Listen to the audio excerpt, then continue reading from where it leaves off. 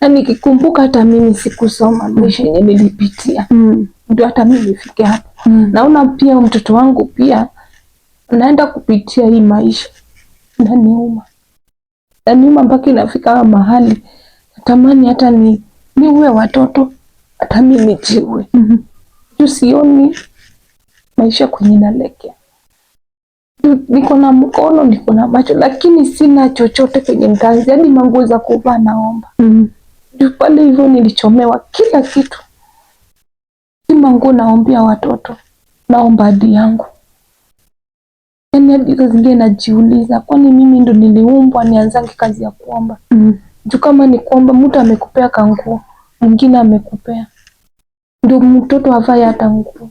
Watoto wangu hata viatu tu ya kuvaa kwa mguu.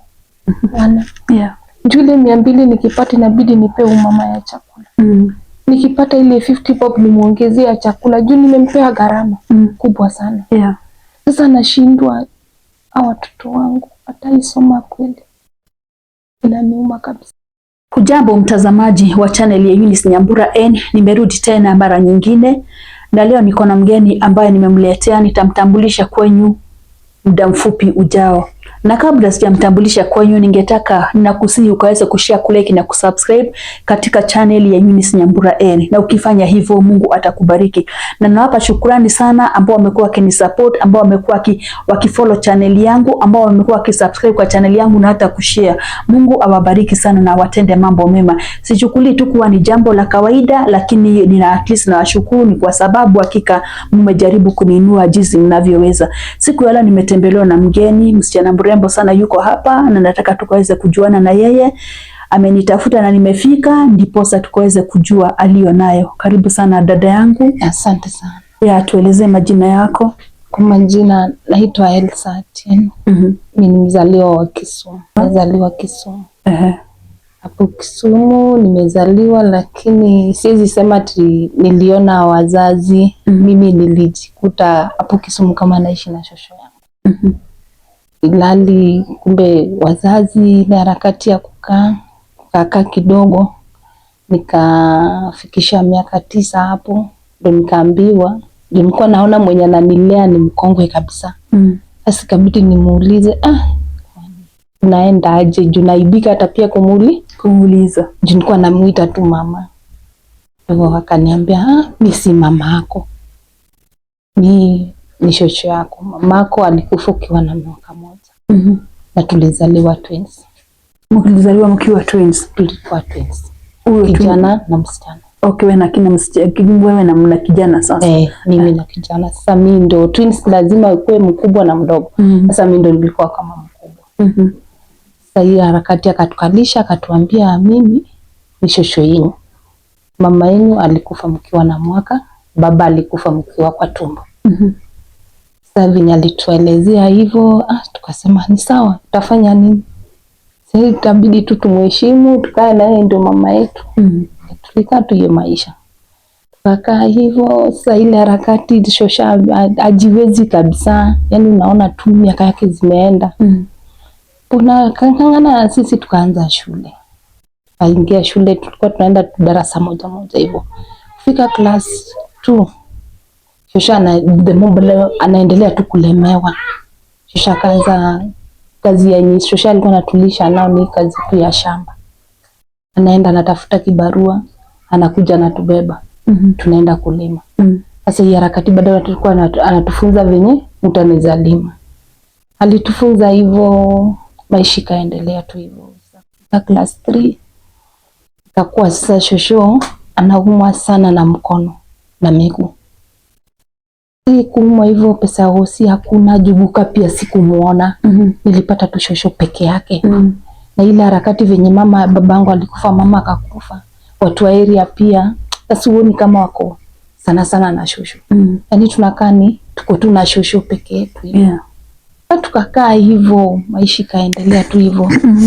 Kafika mahali shosho anaendelea tu kugonjeka, mkono na muuma, mguu na muuma. Sasa inabidi asubuhi aizi toka nje.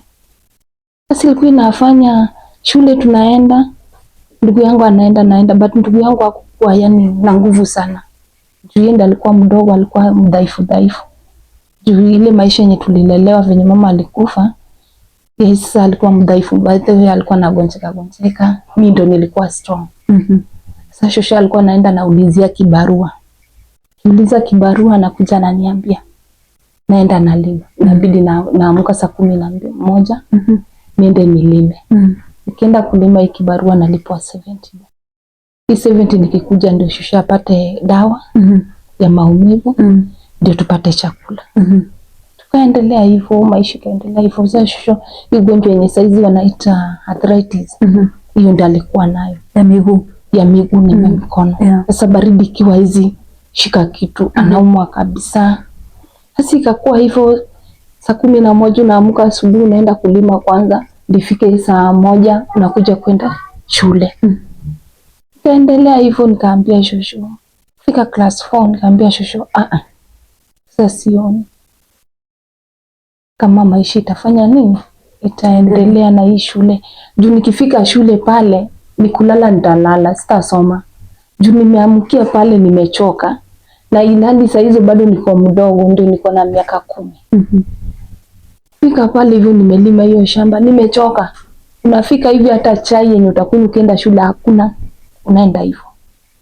Kwa nashika tu njia naenda shule, ndugu yangu tunaenda hivyo. Tukirudi saa 7 unakuta hata lunch hakuna. Juu ukuenda ile kibarua. Sasa nikienda hiyo kibarua at least tunapata kaunga na kamboga tunako. Sisi chai tulikuwa tunasikianga tu watu wanafunya chai.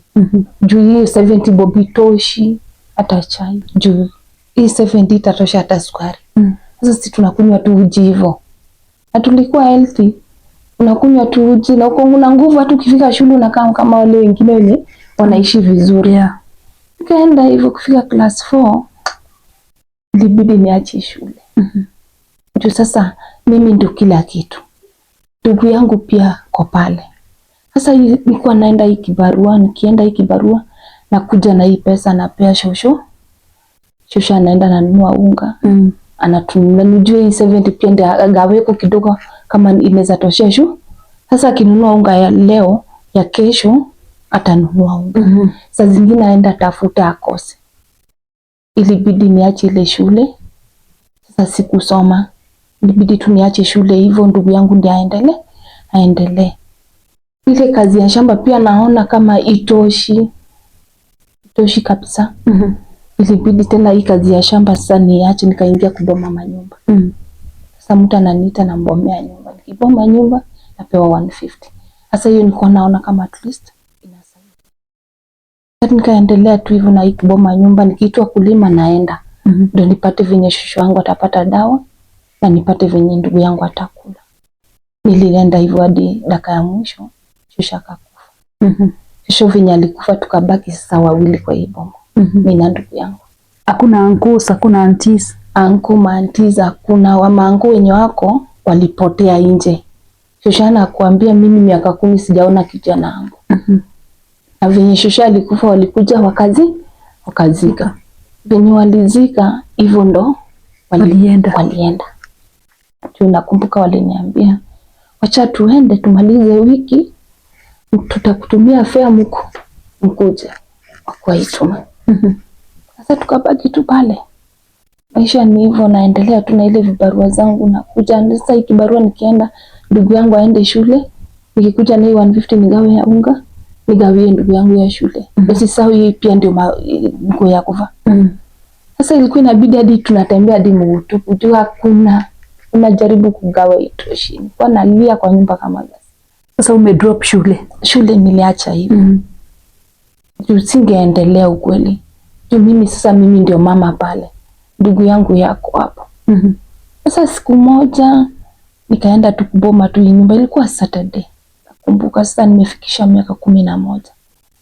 Nikaenda tu kuboma nyumba. Nilitoka kwa boma saa 2. Nikaenda ile nyumba ilikuwa kubwa. Hiyo siku sasa nilipwa 200. Ile nyumba ilikuwa kubwa sana nikamaliza. Ukuja nilipata kama ndugu yangu nyoka imemuuma. Nyoka imemuuma? Nyoka kumuuma. Angalia nikashindwa nitaanzia wapi nimalizie wapi. Juu hakuna mwenye nitaambia. Na nikamuuliza sungeenda hata kwa majirani waelezee hata wanitafute. Kumbe ile sumu ilimuingia kwa mwili. juu ilimuuma kitu saa 5. Mimi narudi kwa boma saa 12. Sasa nimepata kama already ile sumu imeingia kabisa. Ndio nimwacha hapa nimwambie juu kila kitu iko kwa. Nikakimbia nimenunulia chakula, nimemkuta amejifunika nasikia baridi. Nimenunulia chakula akule. Nikamwambia acha nikununulie kapen kila juu baridi pia na kichwa inakuuma umeze. Kutoka pale kuenda kumnunulia dawa kumletea kameza. Kesho yake ndugu yangu sasa ana change tu. Ana tu anaanza kuchange yellow.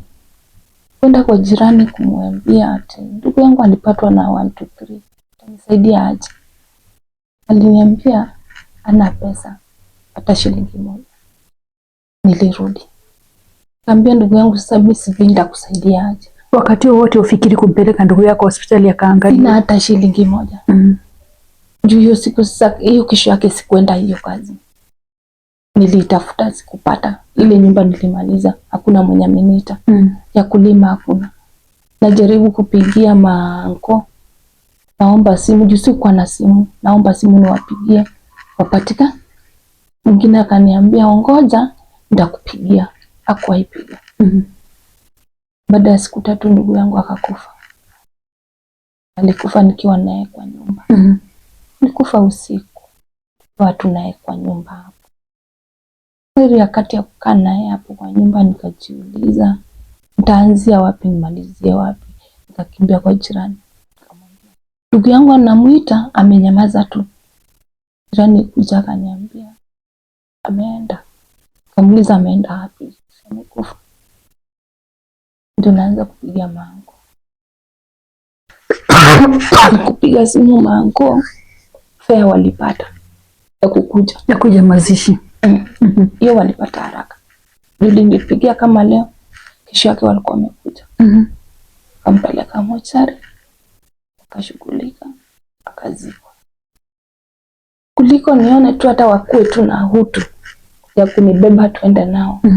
Wakunibeba. Walikuacha pale pale? Kaniacha hapo kwa boma. Sasa niko peke yangu. Nashindwa naanzia wapi na malizia wapi. Nikamwambia ni sawa nitakaa. Kaendelea tu na ile vibarua yangu ya kulima, kuboma nyumba. Wanaka.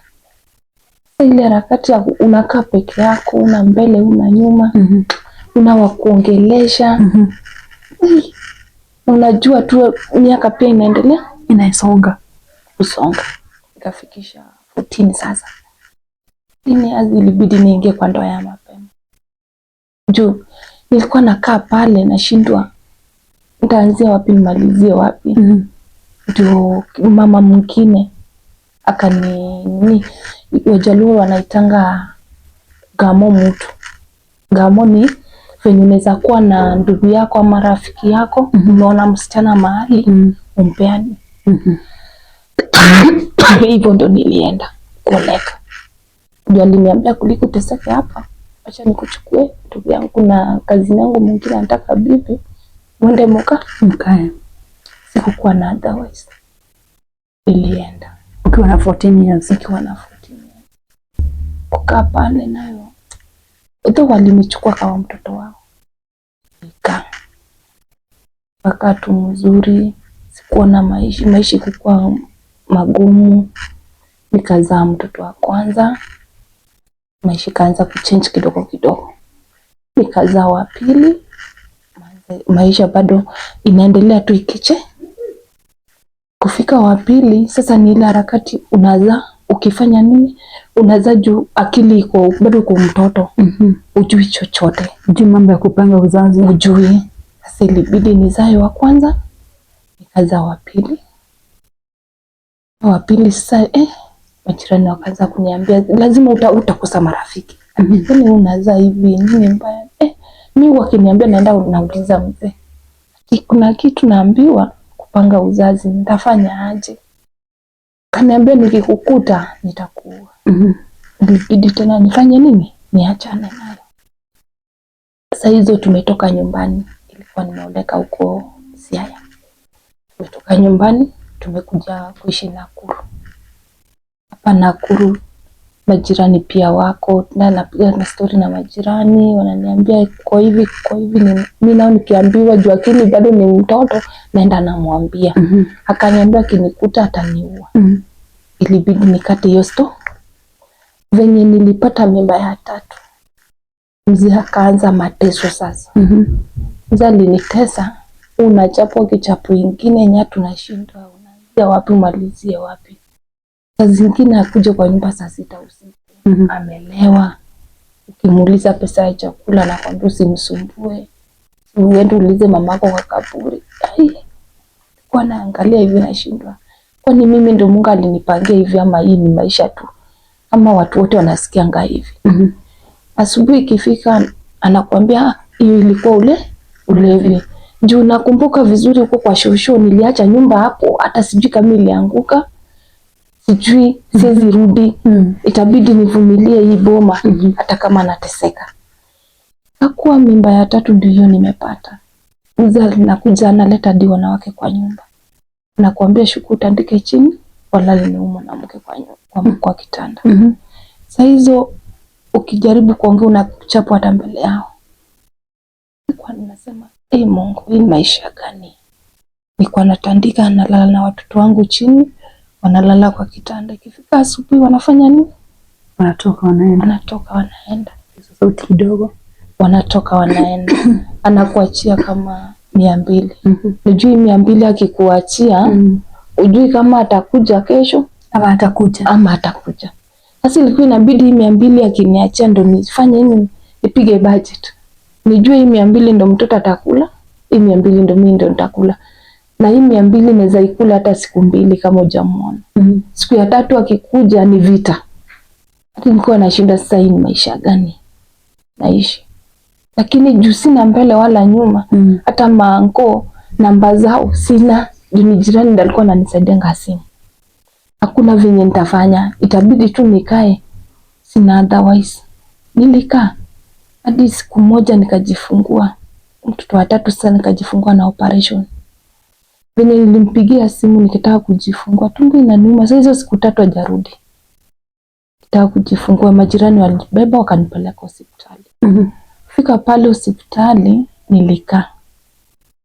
Majirani wakampigia simu, mimi pia nikampigia, akakuja. Akaambiwa lazima niende operation. Nilienda. Kwenda operation, nikafanyia operation vizuri, nikatoka pale. Kurudi alishughulika hapo, nao namshukuru. Alishughulika hadi akanitoa hospitali. Kunitoa hospitali nikarudi kwa nyumba, lakini ile tabia yake ni yake tu. Alitaka tu urudi kwa nyumba.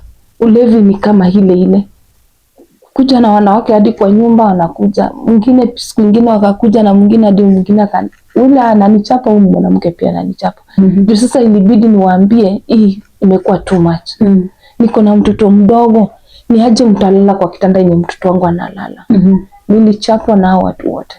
Mpaka wanawake wenye nimekuja nao, mpaka huyu mwanamke. Ilibidi tutana, sina kuna venye nitafanya. Nimeongea na haki. Nilitandika tu pale chini tena. Nikalala hapo.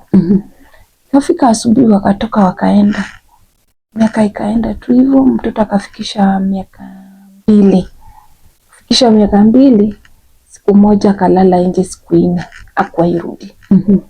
Siku ya 5 mzee akarudi. Alifika kitu saa 4 usiku. Fika kaniambia, Elsa, kichwa inaniuma, sijui nitafanyaje. Nikamwambia kichwa inakuuma aje? Juu hata kikuja huwezi mkelelesha. Juu kimkelelesha akufukuze utaenda wapi? Hakuna mahali pa kwenda. Kamwambia kichwa inaniuma, inakuuma aje? Inaniuma na natetemeka. Nikamwambia fanya hivi, lala. Nikamchemshia maji moto akunywe. Haikumsaidia. Kaenda nikakimbia nikamnunulia dawa. Kameza. Hizo akanipea pesa ya chakula. Nikakimbia pesa ya chakula ndo nimgawie ya dawa, ndo ninunue chakula. Kufika pale juu ni saa 4 usiku, nilipata dawa, chakula sikupata, watu wa mboga wamefunga. Nilirudi tukalala hivyo. Kesha asubuhi nikaamuka. Nikaenda nikashughulika nitafute chakula juu watoto wangu walilala njaa. kula ile kichwa bado imezidi tu. Ilibidi nimwambie acha nikupeleke wapi? Hospitali. Nilimpeleka hospitali. Kufika hospitali akatibiwa, akalazwa. Kalala hospitali siku ya kwanza, ya pili, ya tatu nikarudi. Sasa mimi nilikuwa naenda nikirudi. Ya tatu venye nilirudi ilikuwa kitu saa 2 kilekea saa 3 asubuhi. Kufika napata kitanda ina mtu. Nauliza kwani kunaenda aje hapa? Nauliza jirani, huyu ameenda wapi? Ati alichukuliwa. Aje? Akapelekwa wapi? Ampelekwa kwa room nyingine? Ati hapana, alichukuliwa. Kaka kidogo, mimi bado najiuliza, nimekaa kwa hiyo kitanda juu nimeshindwa amechukuliwa ameenda wapi. But nasikia damu kama damu nasikia roho kama inadu, kama damu inakimbia. Nywele zimesimama hivi kama kuna kitu imehappen. Kanyamaza. Na saka kuja. Nikamuuliza na mwenye alikuwa amelala hapa ameenda wapi? Pole mama. Pole aje? Mtu akiuliza kwenye mtu anaenda anaambiwa pole. Ati pole mama. Huyo ametuacha. Amewacha kwani alitoroka hospitali? Ati hapana. Si hivyo. Huyo amekufa. Nilikaa chini. Nguvu iliisha. Nilibaki nimekaa chini. Hata kuvaa viatu nilishindwa. Kulia nilishindwa. Yaani nile una imagine hadi machozi bado hakuna. Nimezuba. Nilikaa chini kwanza dakika 5. Tunarudi namuuliza, ati umesema aje? Mama simeshakwambia. Hapo ndo nilianza kulia. Kufika kwa mochari nikamwambia mnipeleke. Kufika kwa mochari nilimpata ukweli yako. Kufa hivyo.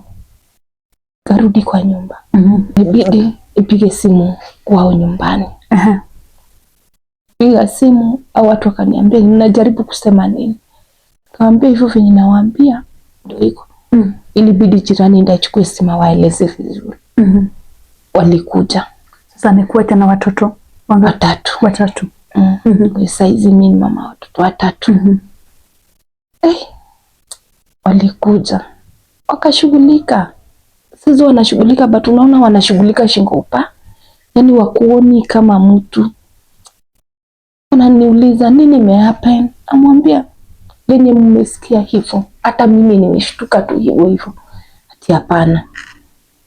Wacha tumalize mazishi. Walishughulika. Kijana akabebwa, kila kitu ikabebwa, tukaenda nyumbani. Tukampeleka nyumbani. Ilibidi nijengewe kanyumba tu kadogo hivi. Sisi Wajaluo tunazikananga kwa boma. Sasa mzee akikufa lazima ujengewe kanyumba yenye unaachwa ndani. Juu mwanaume anazikwa karibu na mama yake, nyumba ya mama yake huko juu. Hii nyumba nikajengewa hivyo. Tukazika mwezi wa kwanza. Wenye tulizika mwezi ya kwanza ikapita. Ya pili ikapita. Bado niko tu hapa. Sasa maisha unaona tu ukiitisha hii upewi. Ukisema hii ufanyiwi. Mtoto wangu alikuwa class 5. Akakasichana. First born ni msichana. Hao wengine ni vijana. Sasa venye babake alikufa hivyo. Ndio ni kama shule yake pia ilikatika hivyo. Najaribu kuambia mashemeji ndio babake alikufa. Sasa sinafaa mshughulike aende shule. Hakuna mwenye mwenye anakusikiza. Fikisha miezi 5 after venye alikufa. Miezi 5 kuisha hapo ndo walibadilika. Mmoja wakaniambia unajua nini? Kimchezo tu mchana. Unajua nini? Unajua hata tukiangalia vizuri wewe ndio uliua ndugu yako. Ai. Kawaambia nilimuua aje? Ni aje ndugu yetu anaweza kufa? Utuambie wewe una watu wa kwenye wenye wanaweza kuja hata matanga. Ambia mimi venye mnaniona hivi sina mtu yoyote, mimi niko hivi. Manko zangu sijui manamba zao. Kwetu nyumbani kwa shosho yangu nyumba iliangukanga.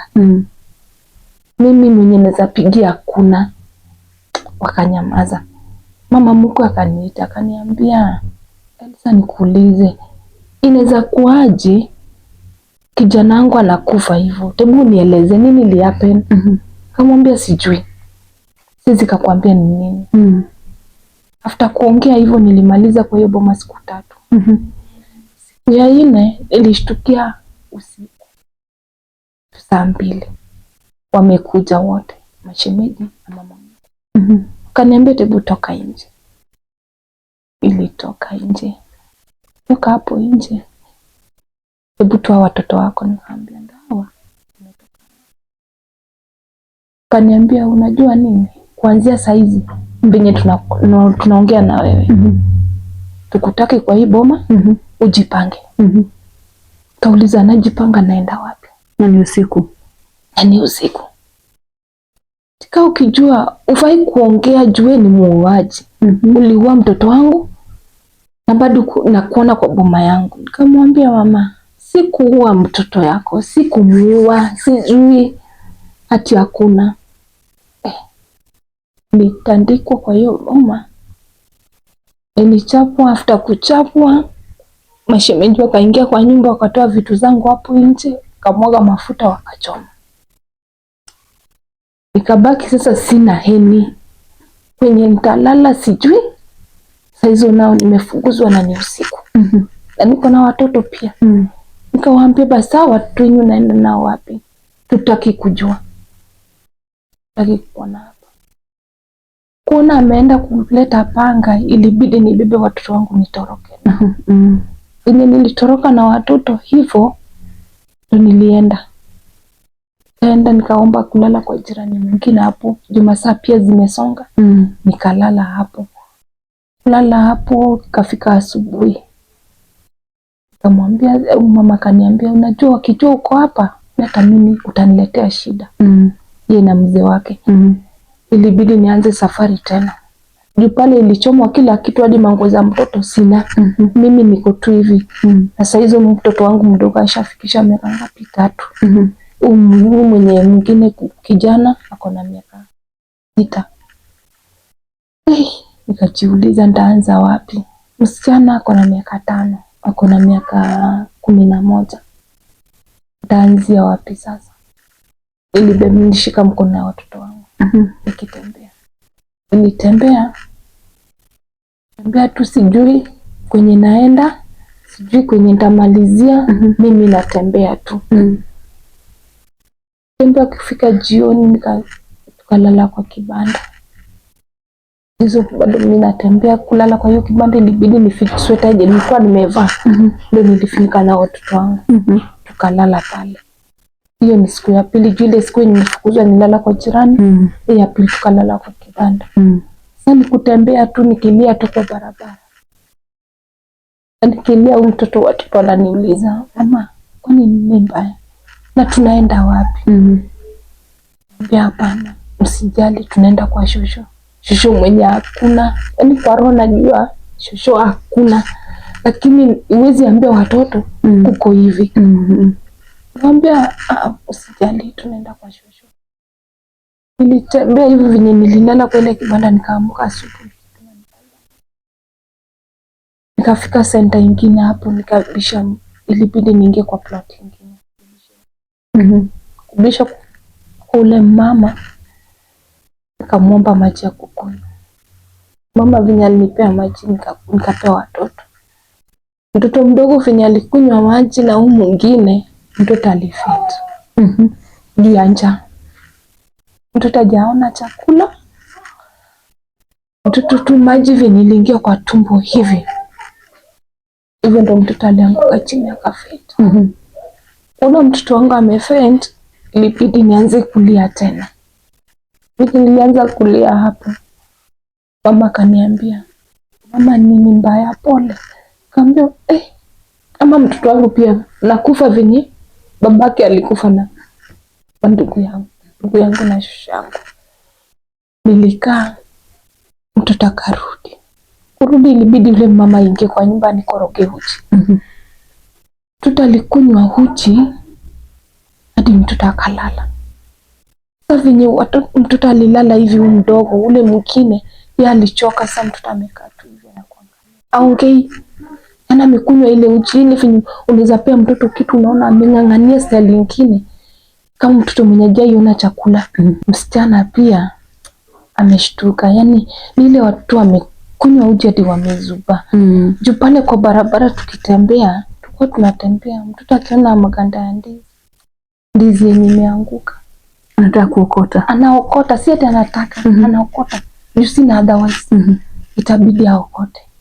Juu pale venye tulilalanga kwa ile kibanda, si ati kuna kenye walikula ya maana.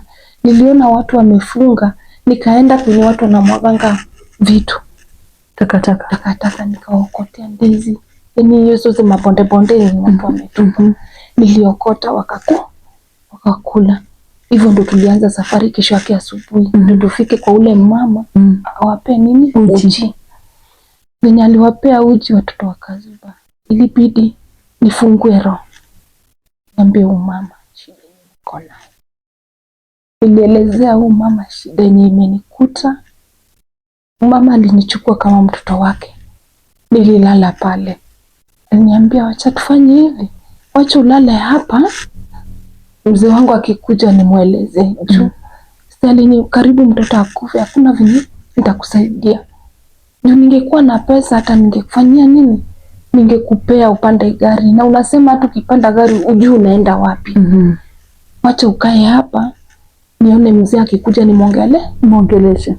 Mzee alikuja, aliongeleshwa. Mzee kuongeleshwa akakataa. Hata yeye alichukua hiyo uchungu kama mzazi. Nilikaa pale siku ngapi? 2.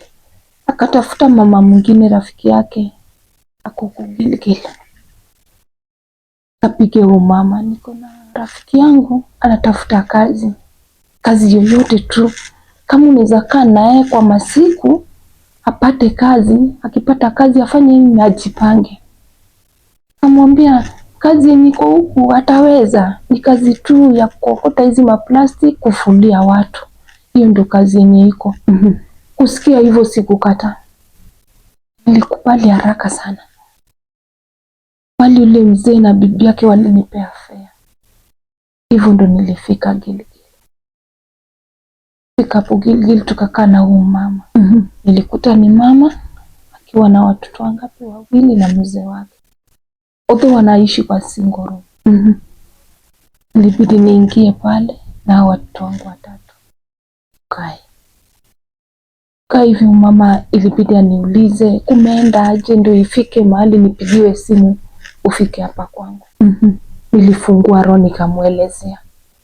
Kamwambia ni hii na hii ndio imenikuta, ndo maana niko hali hii. Kaniambia usijali, tutakaa nawe kwa hii nyumba. At least utafute kazi yenye unaweza fanya. Kazi yenye hiko ni kazi ya kufulia tu watu. Na hiyo kufua unapata 200. Saa zingine uende ufue, ukifua mwingine akupee 100. Saa zingine hiyo kufua hakuna. Inabidi niokote hizi machupa za plastic. Nikiokota plastic niende nipime napata 50 bob. Bora tu nipate venye watoto wangu atakula. Juu mtu hata kama amekusaidia, huwezi taka ati unampea mzigo yote.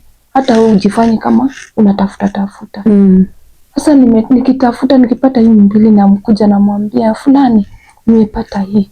So utaongeza ununue unga. Sasa hata kunisaidia amenisaidia ndiye anasikia tu. Unaona tu mtu anachoka. Juu kweli pale kwa ile nyumba yeye na watoto wake 2 na mzee na yeye.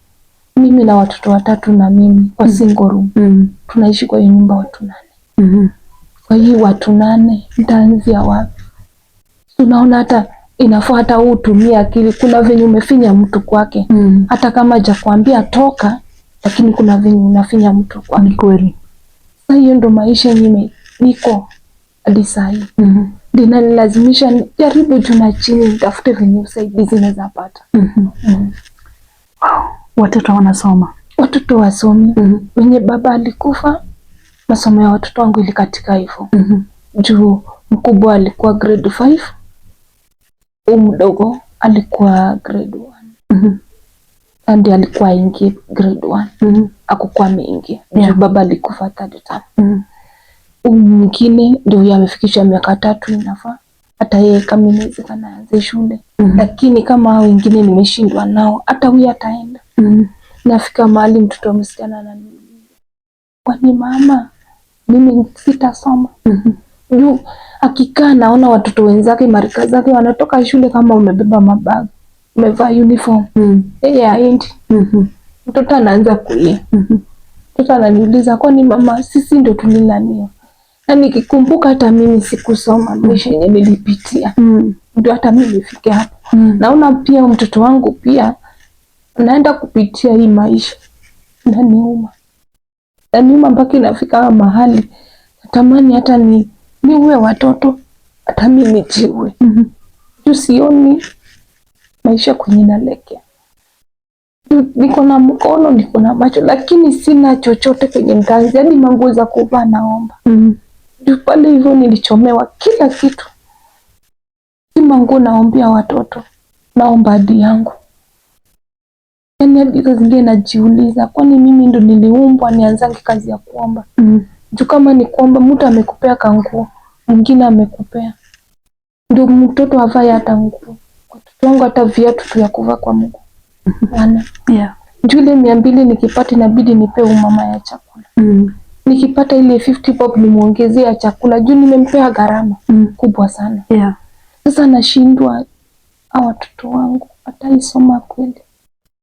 Inaniuma kabisa. Atasoma kwa sababu Mungu ni mkubwa, Elsa. Sasa hapa penye tuko, hii nyumba ni ya nani? Ni yako ama hapa ndio? Hii nyumba ndio mahali kwenye nimesaidikia. Kwa hivyo hapa si kwako? Hapa si kwangu. Hapa ni mkuu mwenye amenisaidia tu. Juu sina kwenye naweza sema ati hapa ni kwangu. Sina chochote yenye hata saa hii niseme anifukuze nje. Hivyo ndo nitahangaika na watoto hivyo. Na watoto wako wapi sasa? Kwa saizi watoto nimewapeana. Ilibidi niwapeane. Juu sikukuwa na kitu. Na huyu mwenye niko kwake pia niliona kama anachoka. Kuna mama aliniambia nipea watoto wako wanitembelee kwa siku 2. Nitakurudishia. Na juu mimi hata niambie tu, bora tu nione tu unaweza nisaidia, usaidie tu watoto wangu wakule tu. Juu siku 3 sijaipata kibarua. Sasa naona napea mama uzito. Ndio maana kama mama aliniambia waende wakae tu siku 3, hawapee chakula, niliwapeania. Nikamwambia kaa tu nao siku 3, hata mimi nijaribu kutafuta, nikipata nitafanya nini, nitawakujia. Hivyo ndio kuko. Umepitia magumu, Elsa. Unajua umenitafuta wakati mrefu sana. Sasa nashindwa mpaka leo nikajitolea nikasema tu acha nikutafute. Nisikize story yako vile iko na hadithi yako vile iko. Hiyo ndio sababu umekuwa ukinitafuta hivyo. Kabisa. Sasa ungetaka kusaidiwa aje, Elsa? Kwa sababu hakika unapitia mambo magumu. Unajua kila mtoto wako na right ya kwenda shule. Uko na right ya kuishi. Na kwanza kitu ya kwanza ni kuambia kwamba kujua sio solution. Usiwahi fikiria kujiua. Hata afadhali uchukue watoto utembee nao barabarani, hautakosa mtu wa kukusaidia, lakini usiwahi fikiria kujitoa uhai. Kwa sababu maisha yako na watoto wako iko kwenye mikono ya Mungu. So killing is not a solution. Suicide is not a solution. Mungu ndiye ako na jawabu. Sasa ungetaka kusaidiwa namna gani? Sasa hizo uko na kazi unafanya, unasema ni vibarua tu. Vibarua tu, kukota hizi wa plastiki na kufulia watu manguo. Na nikifua napewa kama 200. Nikiokota plastiki naweza uza 30 bob, 50 bob. Yenye saizi hiyo ndio kazi yenye naweza sema nafanya. Na si ati nimeajiriwa. Juu nikifika asubuhi naenda kwa kila plot nikibishabisha. Kama unaweza taka nikufulie hivyo hivyo. Sasa saizi kwa siku 3, siku 4 sijaipata hiyo kufua. Niko tu. Hadi saa zingine mwenye naishi naye naona amechoka. Sasa hebu nikuulize, unaweza taka kusaidiwa namna gani? Hebu ongea na watazamaji, uambie vile ungependa kusaidiwa. Mimi wenyewe wananitazama, na waomba tu kama mnaweza nisaidia tu watoto wangu wapate tu venye wanaweza enda shule. Juu maisha ya saa hii usiposoma una maisha. Na huyu ni mtoto msichana, the more anaendelea kukaa nje ndio the more atapata mtu atamdanganya. Juu vijana pia wametoka kudanganya watoto. Anaweza danganywa ajikute kwa ile situation yenye kwa ajikute ama ushtuke tu mtoto ako na mimba juu hata ametoa wapi.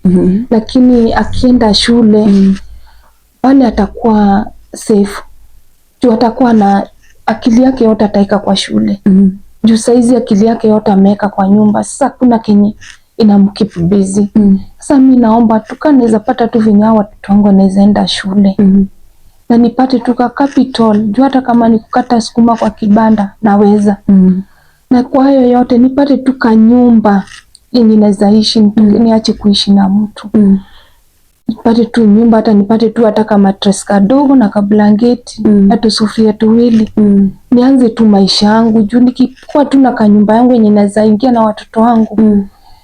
Kitu yote, yani chochote tu naweza fanya. Hata naweza enda hata kama niyo kibarua ama kukata msukuma kwa kibanda, lakini narudi nafungua mlango yangu. Sasa pale kwenye niseme kusaidiwa, niseme kwenye naishi, mtu akwambie kuanzia saa hizi utaingia kwa nyumba yangu, sitarudi kwa kibanda tena. Kweli. Sasa wenye wananitazama wote na waomba tu nipate tu venye watoto wangu wanaweza enda shule. Na nipate tu ka nyumba ya kuishi. Huku nyumba ni 2,500. Kama naweza pata tu hiyo nyumba tu yenye naweza ita hata mimi hapa ni kwangu. Na nichukue watoto wangu nikae nao. Na nipate tu ka capital. Hata kama ni kukata sukuma kwa kibanda, kama ni samaki najua kuchoma, mandazi najua kupika. Kila kitu naweza fanya. Mtu yoyote tu mwenye anaweza jitolea tu anisaidie. Juu sitakuwa naomba kila siku. Ama kazi yoyote, mtu yoyote akiwa hata na kazi yoyote sichagui. Ni bora nipate kazi yenye naweza fanya watoto wangu waishi. Sasa after ndugu yako kufa Elsie, ulibaki sasa una mama, una baba, una ndugu, uko tu peke yako hivyo? Sina mama, sina ndugu, sina shosho, sina mzee. Yani mimi ni yatima pande yote. Sina chochote. Watoto wangu pia ndio hao wamebaki hivyo.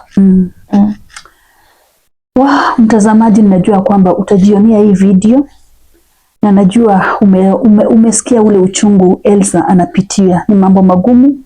Unaona penye tuko, penye anakaa, unaona mpaka nyumba vile inakaa. Hapa ni kuomba, ameomba mahali pa kukaa, si ati hapa ni kwake. Unaona hata ile environment anakaa, si ati ni environment nzuri sana. Although ni vizuri kwa sababu amepata mahali pa kuishi, kuna mtu amepatia mahali pa kukaa. At least analalisha kichwa. Lakini hata ukalalisha kichwa na hauna chakula, hauna mbele wala nyuma, sincerely unasikia uchungu ndani ya moyo wako. Na ninajua watazamaji wangu, kuna mtu tu ataona hii video, kuna mtu ataona hii hadithi ya Elsa na angetaka tu kumfikia amsaidie. Elsa anasema hata manguo hana. Anaomba tu hata kama mattress tu ya kulalia, aone tu mahali penye anaweza kalala. Aone tu anafungua mlango wake asubuhi, akitoka kwenda kibarua anarudi kwake. Elsa tu apate chakula. Anasema kwamba watoto wake amewapeleka kwa mama fulani rafiki yake, at least aone kama watapata chakula, aone kama watapata lishe. Mtazamaji wangu hapo, kama uko pale, unaweza tu kuwa na ule moyo wa huruma, unaweza taka kusaidia Elsie. Tafadhali tu msaidie tu vile unavyoweza, kwa sababu wakati unamsaidia pia unasaidia Mungu mahali kwingine. Kwa sababu sasa ni jukumu letu kama society, ukipata mtu mwenye ako na shida, ukiangalia uone it is a genuine case. Kama ya Elsie, it is a genuine case, amepitia mambo magumu. Anasema hana mbele wala nyuma, hana ndugu, hana dada, hana shosho, hana mama, hana baba, yani amebaki tu akiwa peke yake na watoto wake. Kama unaweza tu ukawa na ule moyo wa huruma, utake kumsaidia Elsie, tafadhali ningekusihi tu kwa huruma umfikie, mkaweze kuongea na yeye, ukaweza tu kujua vile utamsaidia. Msaada wa chakula hatujakataa, msaada wa pesa hatujakataa, msaada wa nyumba hatujakataa. Elsa anasema kwamba anaweza kufanya biashara yote, hakuna kazi amekataa. Na badala ya kufikiria kuenda kuua watoto, kwa sababu anasema amefika mahali hata anaona ni kama anaweza jiua na uwe watoto, although kuwa si solution, lakini unakuta saa zingine mambo yanasonga mtu mpaka unafikiria kujitoa uhai na watoto unakufa tu hivyo. Na amefanya vizuri kuja kujiongea, kwa sababu ukiongea at least kuna mtu atasikiza hadithi yako na ataweza kukufikia. Elsa, mtu anaweza kutaka kukusaidia ama kukufikia, anaweza kukufikia aje? Mi mwenye naweza nifikia kinitaka niko maeneo ya Gilgil, hapo ndio nakaa, hapo ndio nimesaidiwa na mahali pa kukaa. Sasa kama unaweza nifikia, unaweza nipatafuta kwa namba yangu ya simu. Wapatie namba. 0710 84 81 54. Rudia tena. 0710 84 81 54. Na Mungu awabariki. Mtu yoyote tu, hata ukiwa tuna shilingi, si tunanisaidia juu uko nayo, ni ile tu yenye unajinyima. Hata ukijinyima tu, useme tu leo wacha nijinyime nisaidie huyu mama, Mungu atakubariki. Juu hata mimi ndo nipate tu kanyumba yenye naweza kaa. Kweli. Nitoke kuishi na mtu. Ikuwe hata histories kwingine, hata wale mashemeji wangu wenye walinifukuza kwa mama mkwe huko, wasikie maisha yangu iliendelea na watoto wangu walisoma. Mungu awabariki. Italeta majina gani? Italeta Elsa Atieno Okech. Elsa Atieno Okech. Kwa hivyo kama kuna msaada, maybe ungeweza kumtumia kashilingi moja, unaweza mtumia 10 bob, whatever you have, kile unasikia roho yako Mungu amekuumiza, unaweza ukamtumia. Namba yake iko pale na nitaiweka mahali pale, ukaweza kumfikia, ukaweza kumpigia simu, mkaongea na yeye, ukaweza kumtia moyo. Kama kuna msaada tu, tafadhali mfikie, mpigie simu, nitaiweka pale namba yake.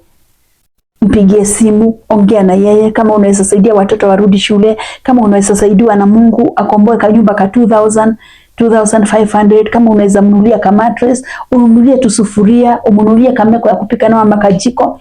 Elsie hakuna kitu amekataa. Na najua kwamba maisha ya Elsie yatabadilika, ni kwa sababu kuna Mungu mbinguni. Siku ya leo tutafikisha mahali hapa. Na niseme ni asante sana na warudishe shukrani sana watazamaji wangu kwa kutazama, kunisikiza, kufuatilia hadithi ambazo ninaweka. I don't take anything for granted. Mungu tu awabariki sana. Na usisahau kushare, kulike na kusubscribe katika channel ya Eunice Nyambura N. Na ukifanya hivyo Mungu atakubariki. Wacha tufikishe hapo. Mungu awabariki sana na watende mambo mema. Shalom, shalom, shalom. Elsie, mambo yote itakuwa mema kwa sababu Mungu ameketi kwenye kiti chake cha enzi. Na najua kwamba Mungu atakutumia msaada wakati umefika mwisho. Huo ndio unakuanga mwanzo wa Mungu. Sasa hizo unaona ya kwamba umekufa moyo, lakini maisha yako kwa mikononi mwa Mungu, na anakujua unapoamka na hata unapolala, na anaenda kutenda jambo jipya. Kwa hivyo najua mambo itabadilika, kila kitu kitakuwa sawa kwa sifa na utukufu wa Mungu. Na mambo yakiwa sawa, usisikie vibaya kurudi hapa uniambie kuja tena Eunice, mambo yamebadilika, kumekuwa kuzuri, ndio tufanye follow up, tujue vile umesaidika, na tu highlight hata wale watu watakusaidia wajue kwamba umesaidika. Mungu awabariki sana watazamaji wangu na watende yaliyo mema. Shalom.